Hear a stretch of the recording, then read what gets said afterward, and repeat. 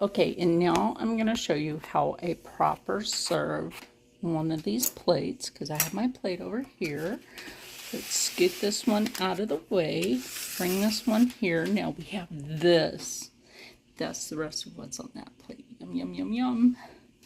So, it was 6 sausages each. We have an abundance of sauce, and I'm glad.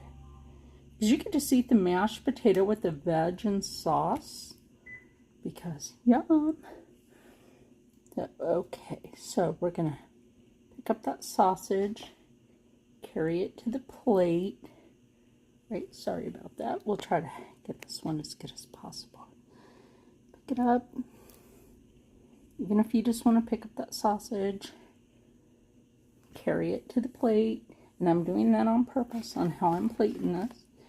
Grab yourself a scoop and put that on there. And if you want another scoop, might go a half a scoopies. But this sauce is tomato and garlic and onion and tomato sauce and some green chilies. So this one's actually Rob's plate, but I think his plate would also be a good screenshot. I don't know what you think. There's the cat. There's the cat. But yeah, I think his plate's a good screenshot. Hold on. Okay, I know you got a slight glance of Rob. He does eat healthy. He has acromegalia. He has elastic stiff person syndrome, which is rare.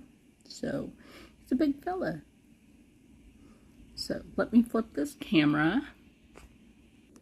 So, I have you on the stand sitting over here and making sure that it doesn't catch Rob in the camera again.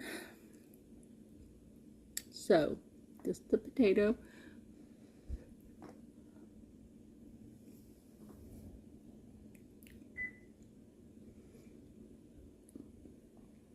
That is so good. Like, if you've ever made stewed beef, this is basically the same thing but made in the air fryer. Yes, I do know I have a mosquito bite on my arm. Kitten. Sometimes a cat likes to taste stuff.